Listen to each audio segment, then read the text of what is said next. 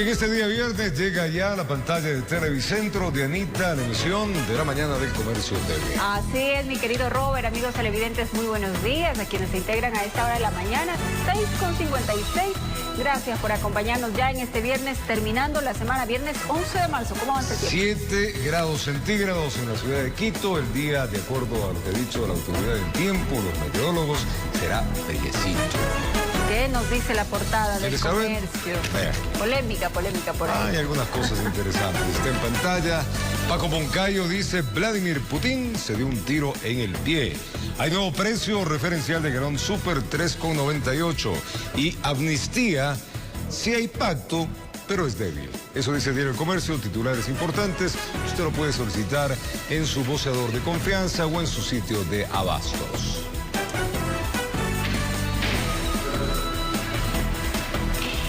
Me gusta ese titular del exalcalde Moncayo. Paco Moncayo, Vladimir Putin se dio un tiro en el pie. ¿Usted cree que es así? Yo creo que sí, porque el rechazo del mundo entero sobre lo que se inició por parte de Rusia sí es. Pero lamentablemente al señor Putin no le importa, él ha dicho.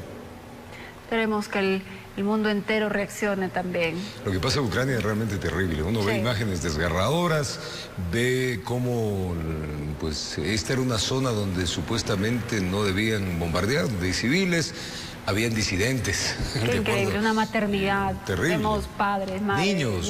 No. Gente que huye, que sale corriendo, en fin. O sea, el mundo entero no entiende. Algunos, lo que pasa es que las posiciones son encontradas. Hay una parte del mundo que le apoya a Putin y hay otra parte del mundo que vemos realmente sorprendidos cómo las escenas de terror se van dando y cómo esta guerra va avanzando sin ningún entendimiento. Vamos al día número 14, me parece ya. No se comprende, mi querido Robert, cómo podemos matarnos entre el prójimo, ¿no? Bueno, esperemos que se llegue a consenso con las negociaciones a futuro. Y bueno, arrancamos ya de inmediato con las noticias. Como un acto de injusticia calificó el presidente de la República, Guillermo Lasso, la decisión de la Asamblea Nacional de otorgar 268 amnistías. Y el presidente recordó daños, muchos, ocasionados en las protestas de octubre del año 2019.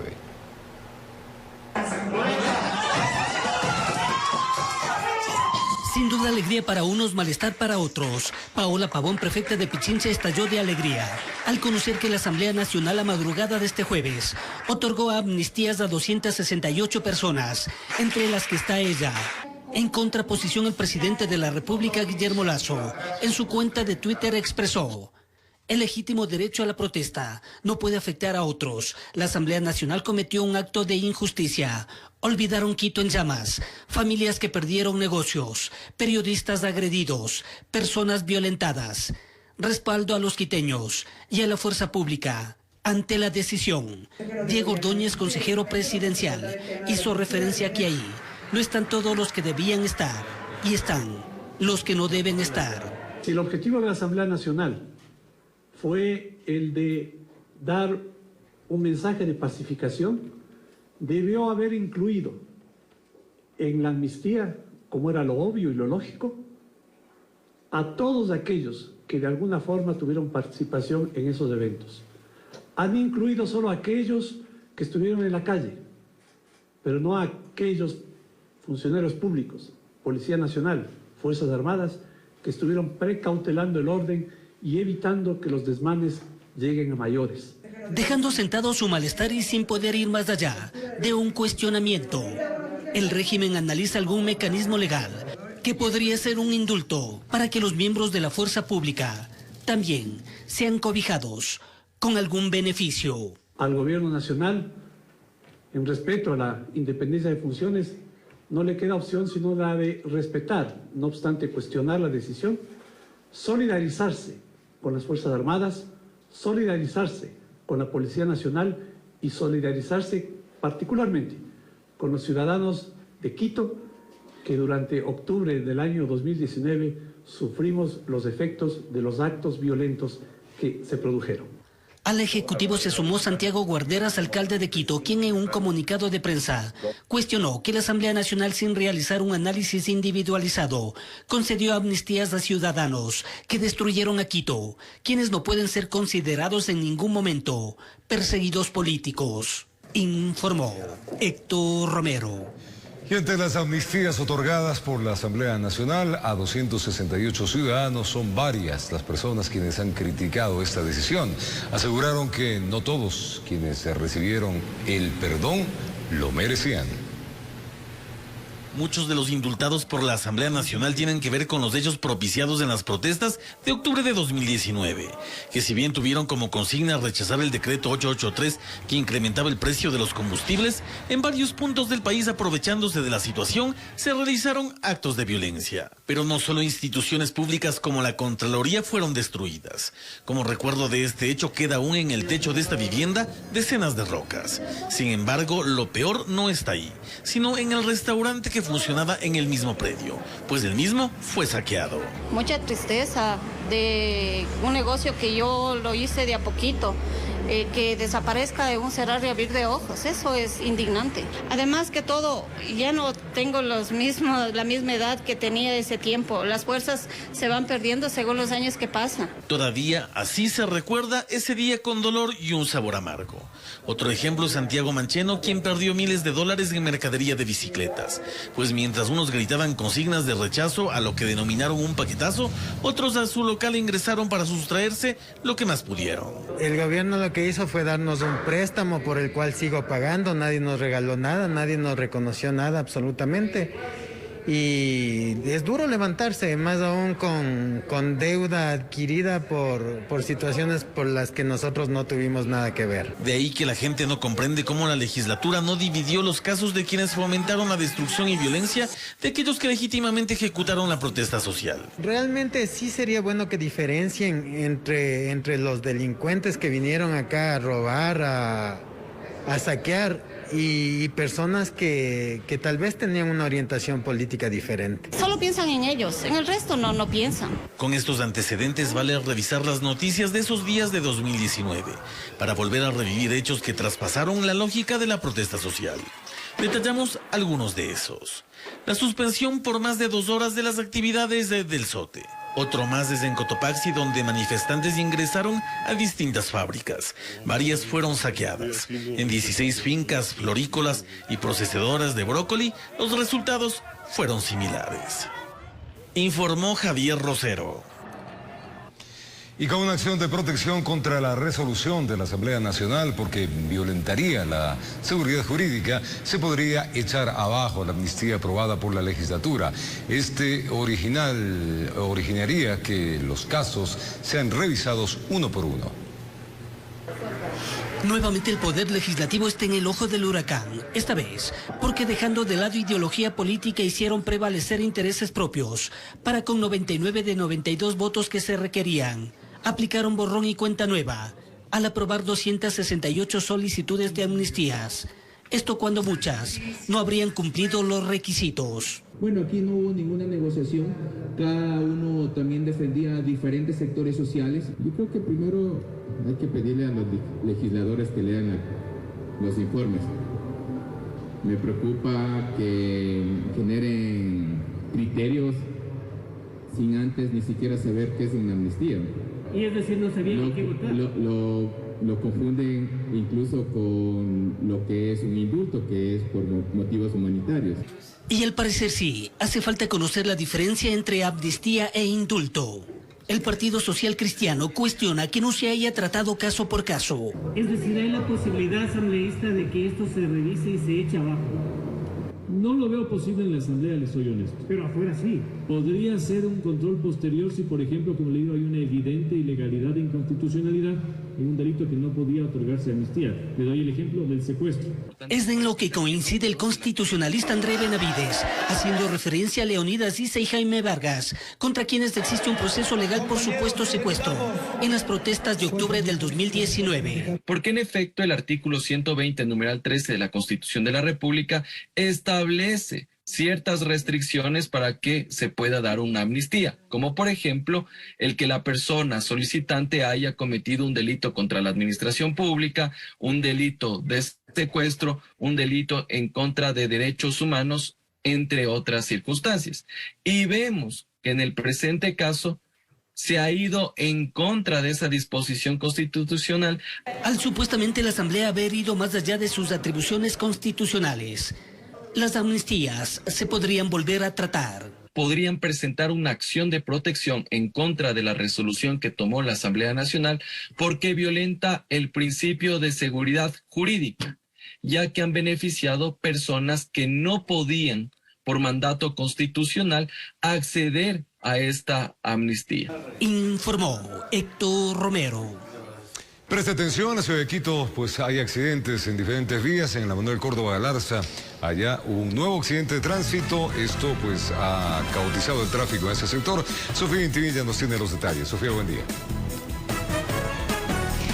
Hola Roberto, amigos, nuevamente junto a ustedes para mostrarles un aparatoso accidente. Lastimosamente en horas de la madrugada se produjo que un bus de transporte público se estrelló contra un poste de energía eléctrica. Ustedes pueden ver aquí en imágenes cómo quedó este poste y obviamente todo el parabrisas de este bus. Afortunadamente el conductor lo han evaluado y no presenta heridas de consideración. Fue dado de alta inmediatamente y obviamente tendrán que sí hacer los trámites legales, puesto que al ser el poste un bien público tendrán que también pagar esos gastos. Estamos con el sargento Mora, quien fue el que atendió la emergencia, para que nos amplíe la información, conocer a qué hora se dio este hecho y qué daños nomás se han producido. Por favor, mirando la cámara, muy amable. Muy buenos días, soy el sargento segundo Sandro Israel Mora. Yo me encontraba como Tango 30 a la altura del condado. A las 4:45 de la mañana, el ECU 911 me envió que verifique un accidente, un siniestro de tránsito a la altura del Colegio Francés, en avenida Manuel Córdoba Galarza. Al llegar al lugar yo me percaté que se trataba de un bus de tipo escolar. A lo que yo me acerqué, tomé contacto con el señor conductor de nombres Rodolfo Acurio, el mismo que se encontraba ileso. Sin embargo, yo llamé a la ambulancia, a los paramédicos y al punto acudió el alfa del Ministerio de Salud Pública, Alfa 9, al mando de la paramédica Karen Villasís, la misma que le valoró y me dijo que el señor se encontraba estable, que no estaba todo bien. ¿Cuáles serían las causas de este accidente? ¿Qué sucedía? El señor manifestó que todos los días madruga a las 4 de la mañana, sale más o menos del sector de la Rol 2 y que siempre tiene que estar a las 5:30 ya subiendo con el recorrido. Dice que lamentablemente le venció el sueño, es lo único que me manifestó. Y en este caso entonces el conductor va detenido, no va detenido. ¿Qué pasa también con la unidad de transporte escolar? Al momento, como le dije, yo llamé para descartar todos los problemas, llamé a la ambulancia, asimismo al punto acudió la ambulancia del Ministerio de Salud Pública al mando de la señorita Karen, la misma que descartó que el señor se encuentra bien. Por tal razón, el carro va a ser ingresado a los patios de PB Norte para que arregle su situación legal. Y adicional también me supongo que va a venir la empresa eléctrica, ¿no? Exactamente, va a venir a las 8 de la mañana, yo estoy esperando aquí. Me dijeron que a las 8 viene la grúa para alzar el poste y cambiar el poste. Gracias, sargento, muy amable por la información. Una carga intensa de vehículos a esta hora en la Manuel Córdoba Galarza en dirección a San Antonio de Pichincha, así que tomen las precauciones del caso. En todo caso, la otra vía también tiene una importante carga vehicular, es una de las arterias principales aquí del norte de la ciudad.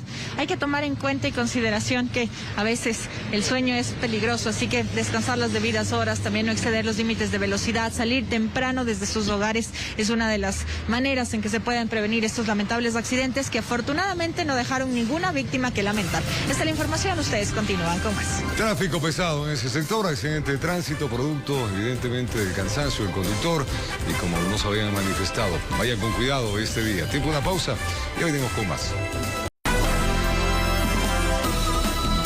Gracias por seguir en nuestra sintonía, amigos televidentes. El nuevo encuentro entre Rusia y Ucrania culminó sin ningún avance. Mientras tanto, varias ciudades ucranianas siguen siendo víctimas de detonaciones. En medio de este panorama, escenas desgarradoras como el testimonio de una mujer de 98 años que pide a Putin que detenga sus acciones en Ucrania se escuchan y se observan a nivel mundial. Este nuevo encuentro se dio en Turquía, pero sin ningún avance. Así lo afirmó el ministro ucraniano de Relaciones Exteriores, Dmytro Kuleba, luego de reunirse con su homólogo ruso, Sergei Lavrov. También planteamos un alto el fuego de 24 horas para resolver los temas humanitarios más urgentes. No avanzamos en esto, ya que parece que hay otros tomadores de decisiones sobre este asunto en Rusia. Mientras tanto, el ministro de Relaciones Exteriores de Rusia justificó las acciones que cometen las fuerzas de su país en su paso por territorio ucraniano y criticó la entrega de armas de países occidentales a Ucrania. En cuanto a las entregas de armas a Ucrania desde el extranjero, vemos cuán peligrosamente están actuando ahora nuestros colegas occidentales, incluyendo a la Unión Europea, que en violación de todos sus supuestos principios y valores, alienta el suministro de armas letales a Ucrania. Este encuentro, que duró cerca de 2 horas, ocurre luego del brutal ataque a un hospital infantil en la ciudad ucraniana de Mariupol, que ventajosamente no dejó fallecidos, pero sí estas imágenes. Desde ahí los ataques no han cesado, pues en las últimas horas en Kiev y en la misma ciudad de Mariupol se vio esto: detonaciones en el centro y fuera de la ciudad. En medio de este panorama se siguen palpando escenas y testimonios desgarradores. Por ejemplo, el de esta anciana ucraniana de 98 años que ha atravesado resistencia antinazi, gulag soviético y exilio. Dice ahora espera sobrevivir a la invasión rusa. Las personas recobran los sentidos, pero lo más importante, tú, Putin, tú comenzaste la guerra contra Ucrania y Ucrania te alimentó con pan y mantequilla y ahora tú la atacaste. ¿Qué quieres? ¿Sangre? ¿Sangre humana? Esta fotografía también registró el instante en que un padre y su bebé de apenas meses se salvaron de morir en una detonación. Según la ACNUR, hasta el momento más de 2 millones de personas han salido de Ucrania huyendo de la escalada de violencia y en su mayoría son menores de edad, informó Ismenia Solórzano. Terribles las imágenes, huyendo absolutamente de la guerra y dejando absolutamente toda su vida y viendo una incertidumbre en el futuro. El Congreso de Estados Unidos aprobó un paquete de ayuda por 13.600 millones de dólares para ciudadanos ucranianos afectados por el conflicto con Rusia. Dicha ayuda es de carácter humanitario para socorrer a los refugiados y militares que representan un apoyo directo del Pentágono, además de financiar la administración federal del gobierno de Zelensky.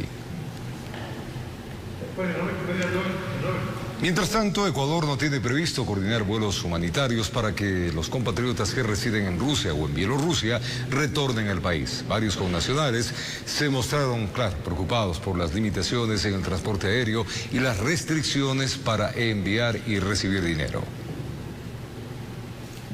Desde que estalló el conflicto bélico, en Rusia se vive una aparente calma. La mayoría de ecuatorianos que vive en ese país son estudiantes. Carolina Andrade cursa medicina y en sus planes está retornar al país lo más pronto posible.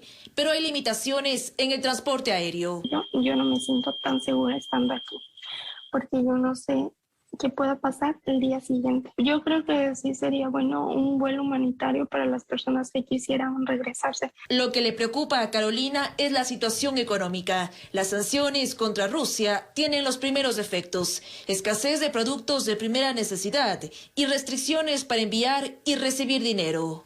Tenía la tarjeta de mi banco, yo iba a otro banco y sacaba ahí el dinero y me lo daban en rublos y yo depositaba en mi banco ruso. Sí, actualmente yo no puedo hacer eso. ¿Qué hago si no tengo dinero? ¿Cómo sobrevivo aquí? Esta situación también la vive Denis Lastra, otro compatriota en Rusia. Él llegó hace 5 años, estudia psicología clínica. Si hay pánico entre los estudiantes, más por el tema del dinero. Las formas en cómo nos están o cómo pueden enviarnos dinero desde Ecuador hacia acá cada vez son menos. Denis prefiere esperar un poco más para tomar una decisión de volver a Ecuador. Lo que más le inquieta es su futuro profesional. Está a muy poco de terminar su carrera.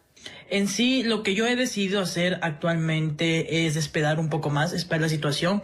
Aquí estamos muy normal, no estamos en una zona de guerra. Sí, la Cancillería nos ha recomendado como salir del país, nos ha dicho que es como ya un tema un poco más personal. Según la Cancillería, Ecuador no tiene previsto coordinar vuelos humanitarios para connacionales que residen en Rusia o Bielorrusia, en vista de que no existe un conflicto armado. Además, recomienda a los compatriotas que desean regresar al país, busquen a su costo rutas aéreas habilitadas. Informó Priscila Cadena. Y el compatriota Diego Moncayo vive la tensión de la guerra en Ucrania. Sus familiares solicitan ayuda. Esto mientras que 7 ecuatorianos ya fueron trasladados a Polonia para abordar un tercer vuelo humanitario. En un trabajo en coordinación con organismos internacionales como la Cruz Roja, 7 ecuatorianos lograron salir de Ucrania y ya se encuentran en Polonia. Los jóvenes vivieron una travesía que terminó en buenas noticias, pero no todos han tenido suerte.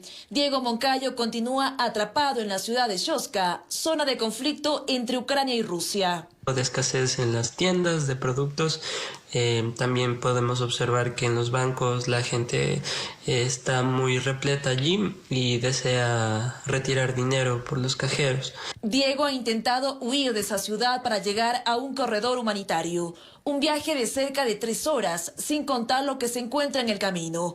Pero las circunstancias no han sido las mejores. Hoy tenía previsto un viaje, nos iban a llevar al suroeste de Ucrania para que pueda hacer. Pero bueno, el conductor nos canceló a última hora, cosa que me pareció muy extraño y lo tomamos como una estafa. La familia vive en tensión. El joven de 20 años llegó a Ucrania en el 2019 para cursar la carrera de filología.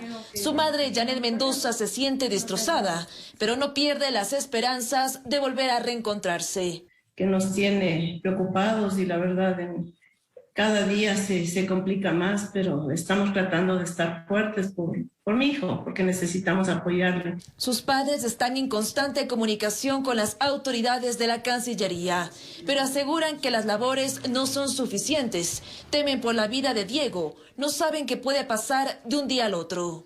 El pedido y el clamor no a las autoridades, que nos guíe a poder realizar el objetivo de trasladar a mi hijo a un lugar seguro. Aún 65 ecuatorianos permanecen en Ucrania. 255 están ya fuera de la zona de conflicto. En total, 519 compatriotas han retornado al país.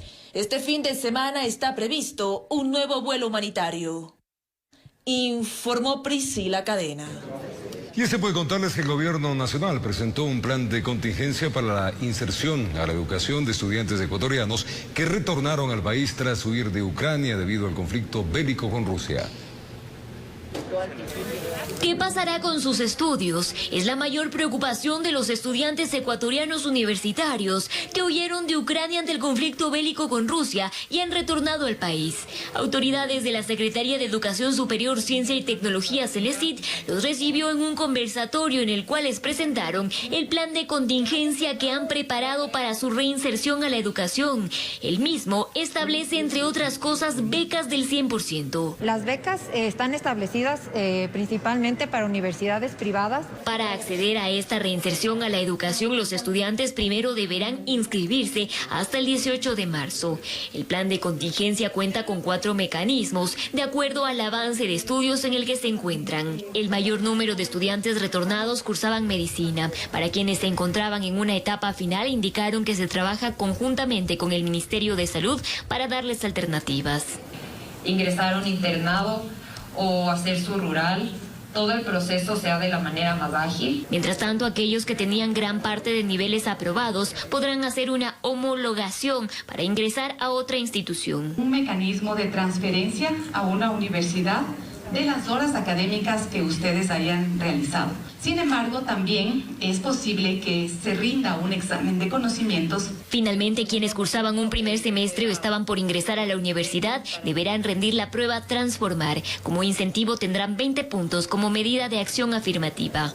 Que se realizará en el mes de mayo y pues si es que hay el caso de que alguno de ustedes se inscribió antes de viajar a Ucrania para rendir el examen y tienen alguna sanción, también se van a quitar estas sanciones. Sin embargo, las mayores dudas surgieron de quienes estudiaban carreras que no existen en el país, como Kevin Loachamín, de 26 años. Se encontraba finalizando su tesis en ingeniería en diseño de motores de avión y cohetes. En el país no existe esta carrera, no hay una persona personal que me pueda cualificar en las materias que yo he recibido.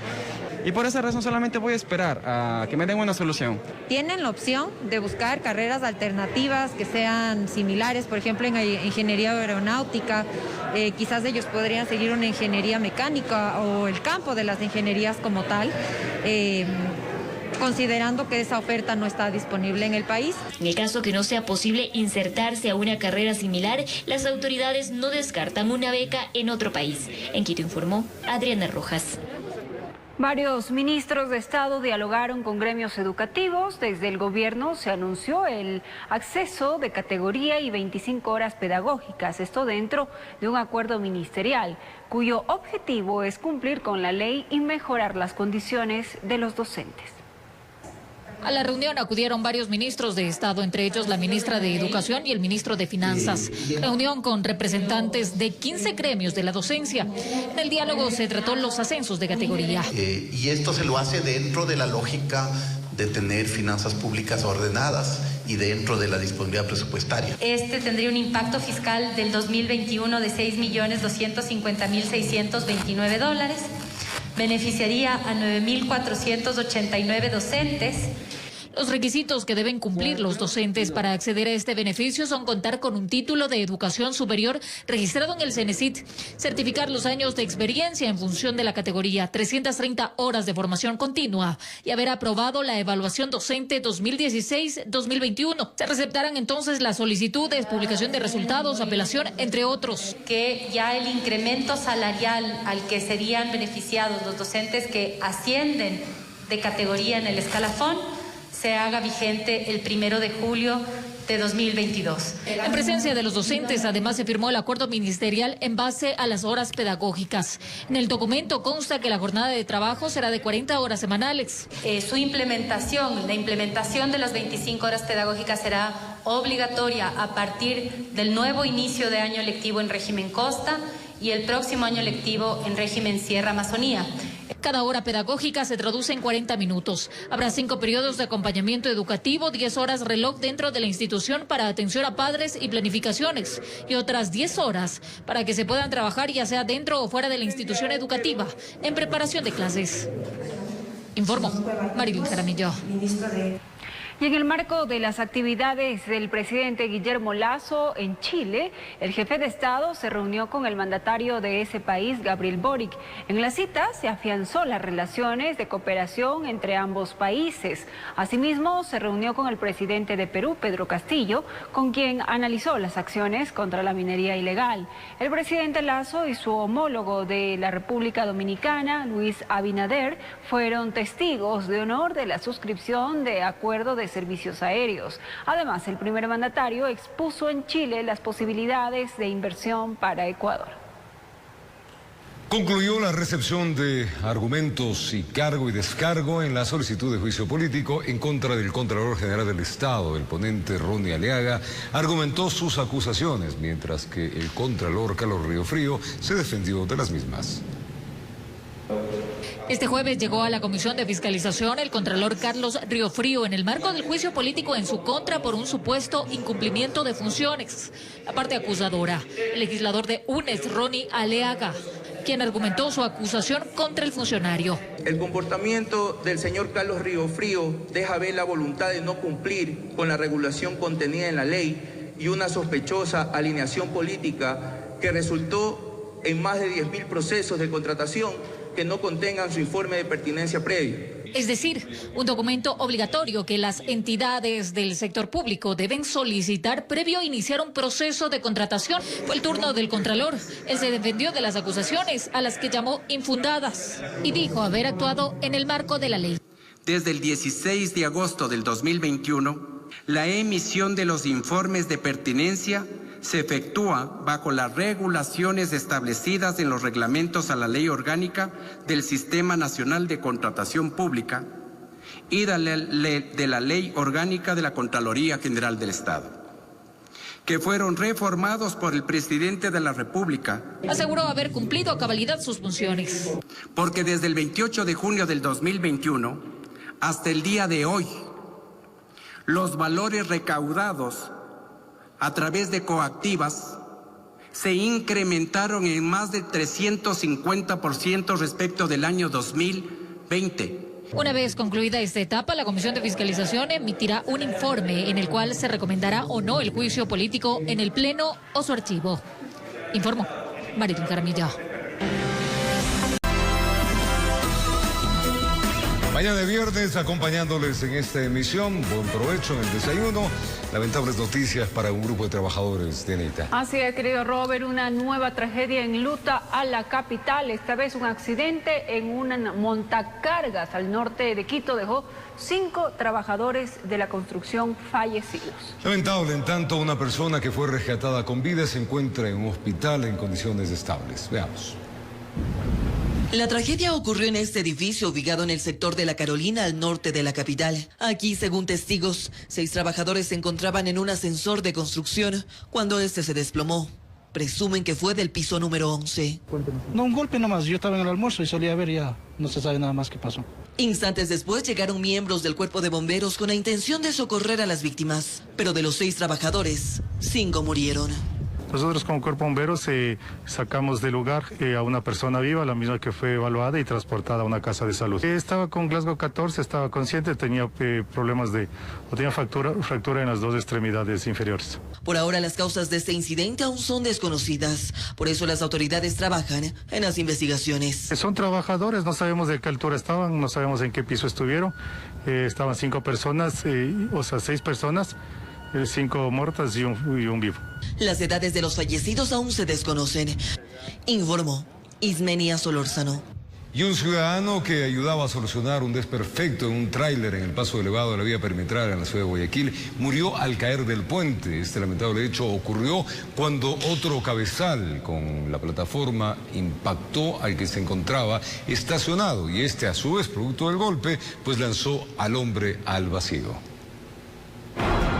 Ocurrió mientras amanecía. El conductor de este tráiler se estacionó a la derecha en pleno paso elevado de la vía perimetral, a la altura de la avenida Casuarina.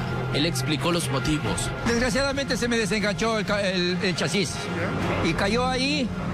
Entonces, el momento que ya cayó, me bajé para levantar las patas y tratar de enganchar vuelta. Pero lo peor estaba por suceder. De repente otro vehículo de similares características subió el mismo puente. Aquel chofer no se percató del desperfecto en que se encontraba estacionado el otro y lo embiste. El compañero de este ciudadano que lo ayudaba a levantar la plataforma fue la víctima. En el momento del impacto a él impulsa para afuera del puente y mi pana cae. Yo ya dije se mató pues que le veía completamente inmóvil ahí abajo. Se fracturó la mano derecha, sufrió fuertes golpes en la cabeza y en el tórax y fue trasladado inmediatamente a una casa de salud, donde después de unas horas los médicos indicaron que lamentablemente falleció. Se trataba de Franklin Martínez, quien tenía 77 años. Agentes de la ATM subieron en el lugar del accidente de tránsito. Aquí tomaron procedimiento y levantaron información tanto de los choferes involucrados, asimismo de los automotores y del occiso. En el accidente lo que ocurrió es que, producto del impacto, cayó de aquí del paso elevado vehicular. La verdad está un tema muy oscuro. Tuvo la necesidad de buscarse en las unidades con las respectivas balizas para dar protección. El conductor que impactó al otro tráiler recibió los primeros auxilios de parte de paramédicos del Ministerio de Salud Pública. Las 2 personas que iban en el volante rindieron las versiones en la Fiscalía de Tránsito, a donde fueron trasladados. El congestionamiento vehicular se dio por varias horas en este sitio. Los vehículos pesados fueron trasladados al Centro de Retención Vehicular de la ATM. Y aquí la circulación volvió a la normalidad, luego de este caso que deja a una familia de luto, informó Charlie Pisa. Y en la ciudad de Esmeraldas, la violencia criminal parece imparable. 2 personas fueron atacadas bajo la modalidad de sicariato. En ambos hechos de sangre, los gatilleros utilizaron armas calibre 9 milímetros.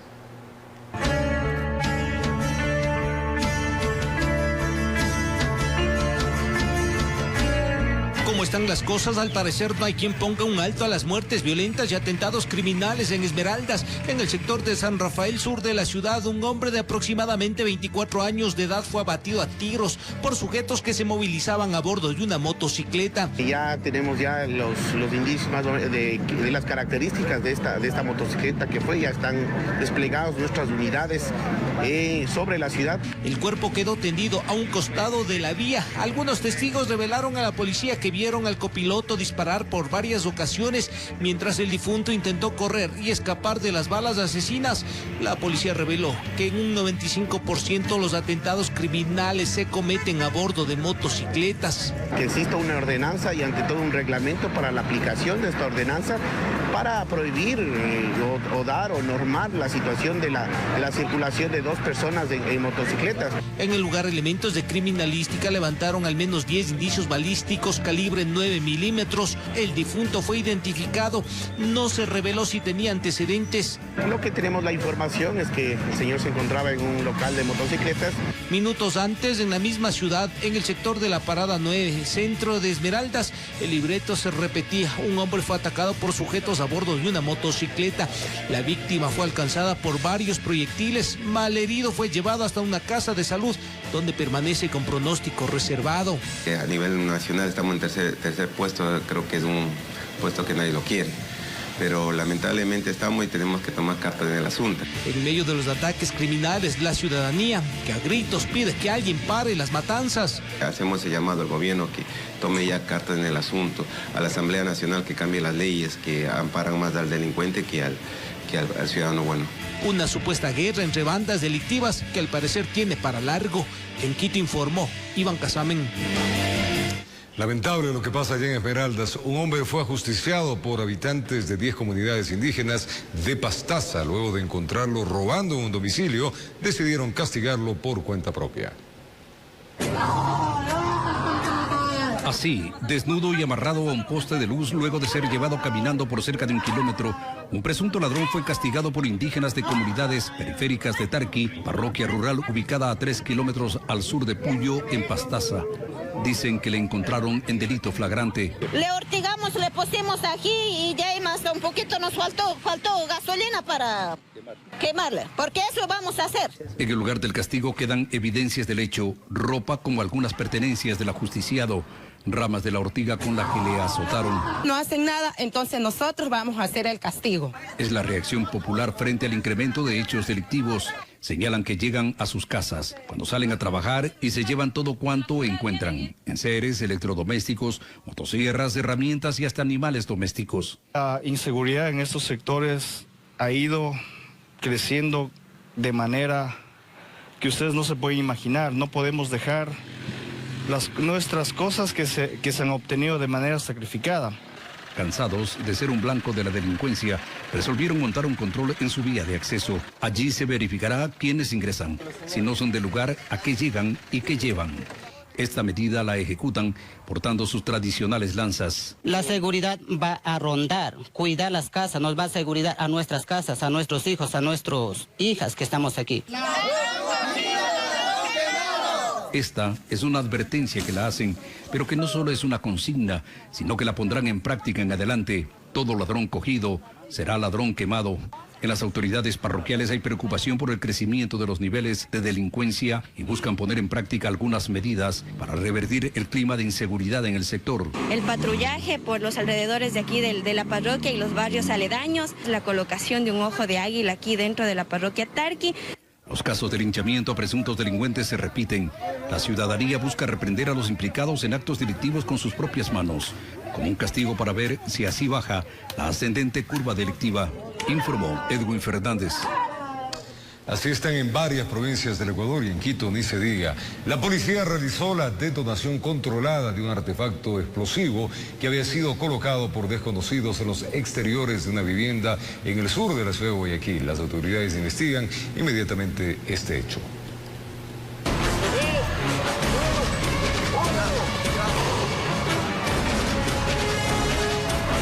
Se trató de un artefacto explosivo que se encontró en el sector de Los Tulipanes, esto al sur de Guayaquil. Es por ello que los moradores del lugar se alertaron tras divisar un paquete sospechoso en la zona. Por ello, el equipo especializado de la policía hizo detonar el mismo, dejando algo tenso el ambiente en el lugar. Nosotros nunca hemos visto estas cosas aquí y miren lo que estamos viendo. Nosotros tenemos criaturas, miren las criaturas chiquitas. Un artefacto sospechoso, por lo cual se solicitó expertos por explosivos, asistiendo al lugar el grupo de intervención y rescate, quienes nos han colaborado, han verificado, han dado su alerta y han realizado una activación controlada del artefacto explosivo. Al momento nos encontramos sin novedad en el lugar. Que se están realizando las investigaciones, guiándose por las cámaras de seguridad de la zona, para poder dar con los individuos que habrían dejado la evidencia en el sector. Hace pocos meses también en el sur de Guayaquil se dio una situación similar. Esto fue en el Guasmo, en donde también se tuvo que detonar el artefacto. Informó Julio César Saona.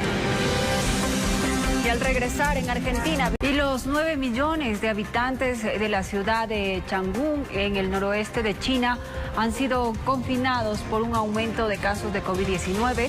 Así lo informaron este viernes autoridades sanitarias, quienes detallaron que en las últimas 24 horas han detectado más de 1.300 casos positivos, la cifra más alta registrada por China desde la primera fase de la pandemia a inicios de 2020. Los ciudadanos deberán permanecer en sus casas y únicamente podrán salir cada 2 días por cuestiones de emergencia. Asimismo, Shanghái cerró las escuelas de primaria y secundaria y decidió retomar las clases virtuales. El acercamiento entre Estados Unidos y Venezuela ha preocupado al presidente Iván Duque, quien viajó el día de ayer hasta Washington para reunirse con Joe Biden y solicitarle que no compre el petróleo venezolano. El presidente Iván Duque realizó una visita oficial a la Casa Blanca para reunirse con Joe Biden. El primer mandatario ofreció el petróleo colombiano como una mejor alternativa a los deseos de Washington de adquirir el crudo venezolano, ya que Estados Unidos busca reemplazar las importaciones de petróleo ruso, prohibidas desde la ofensiva en Ucrania. Colombia hoy es un país que tiene más capacidades de suministrar hidrocarburos de lo que tiene hoy Venezuela. Duque aseguró que Colombia actualmente produce más de 890,000 barriles diarios de petróleo y tienen el objetivo de llegar a una producción de 1 millón, contrario a la producción venezolana que generaría 850,000 barriles diarios, y su entrega de crudo no sería segura a pesar de que Nicolás Maduro anunció que está en la capacidad de aumentar su producción petrolera. Venezuela ni siquiera puede garantizar la estabilidad y la seguridad en la relación diplomática. ¿Cómo va a garantizar la estabilidad en el suministro de petróleo? En segundo lugar, el deterioro de la industria petrolera venezolana es muy anterior a las sanciones contra PDVSA. Por su parte, Joe Biden anunció que decidió otorgar un estatus especial a Colombia, como intento de disipar cualquier duda sobre la estrecha relación que une a los dos países. Hoy me enorgullece anunciar que tengo la intención de designar a Colombia como principal aliado no perteneciente a la OTAN, porque eso es exactamente lo que es, un importante, gran aliado. Y esto es un reconocimiento de la relación única y estrecha entre nuestros países. Además, Biden y Duque hablaron de temas regionales como la inflación y la migración, y del proyecto de Alianza Estratégica de 2022, que implica fortalecer la asociación en seguridad, derechos humanos y laborales. Informó José Mendieta. Deportes en viernes, Emelec visitará en la fecha 4 al recién ascendido Gualaceo en Azogues. El equipo de Ismael Rescalvo tiene 2 bajas confirmadas y 3 jugadores que están siendo evaluados. El Club Sport Emelec tendrá bajas para medir a Gualaceo de visitante este domingo. No podrá contar con su arquero titular Pedro Ortiz, además de su defensa Aníbal Leguizamón. Ambos jugadores tendrán para un mes por ruptura miofibrilar. Este jueves, Alejandro Cabeza realizó trabajo diferenciado, mientras que Marlon Mejía y Gustavo Canto ya realizan trabajo con sus compañeros, en espera que sean tomados en cuenta por el estratega azul. Han tenido ya hoy la primera toma de contacto con el equipo, han estado estos días por fuera, pero ya hoy han trabajado normalmente con el grupo, así que bueno, que había todavía el entrenamiento de mañana y el del sábado, y ahí seguiremos. Pero bueno, lo importante es que los dos se han recuperado y luego evaluaremos en qué mejor condiciones están y cuál está mejor de los dos para poder jugar. Mientras que Marcos Caicedo tuvo una nueva lesión y se le están realizando estudios, los que estarán listos este viernes. Esta lesión es diferente a la de pretemporada. Adrián Bone será quien cuide la portería de los azules frente a Gualaceo.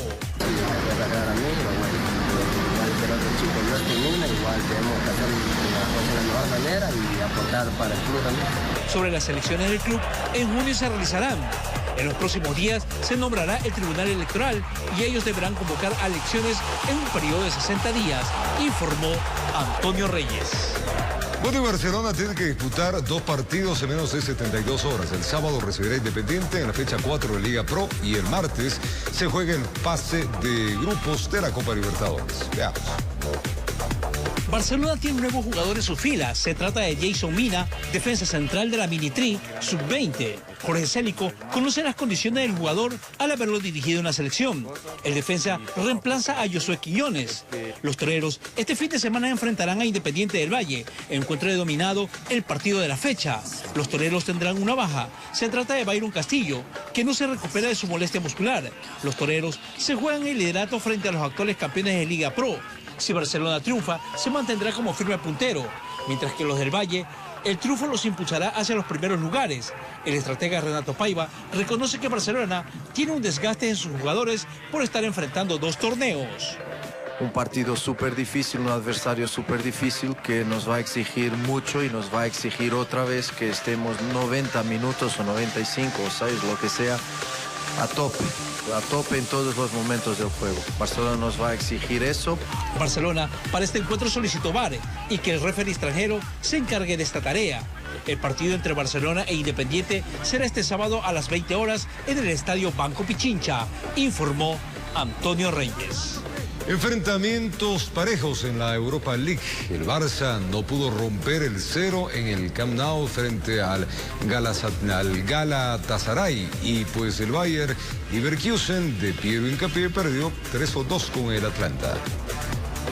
Por los octavos de final de ida en la UEFA Europa League, el Fútbol Club Barcelona no pudo en casa con el Galatasaray de Turquía y empató a 0 en el Camp Nou. El Barça llegaba con 8 partidos sin perder y 4 de ellos con victorias en forma consecutiva. El Barcelona dominó todo el partido. Adama Traoré, Memphis Depay, Ferran Torres ni Aubameyang pudieron romper el 0 en el marcador. Bayer Leverkusen con Piero Hincapié en la banca cayó de visita ante el Atalanta de Bérgamo. El chileno Charles Aranguis a los 11 minutos adelantaba al cuadro alemán. Ruslan Malinowski a los 22 minutos empataba para los italianos. El colombiano Luis Muriel con 2 tantos a los 25 y 49 ponía el 3-1 para los locales. Y Moussa Diaby a los 63 minutos marcó el 3-2 final. Sevilla en un duro compromiso derrotó por la mínima al West Ham United. Munir El Haddadi a los 60 minutos marcó el gol de la victoria de los españoles sobre los ingleses.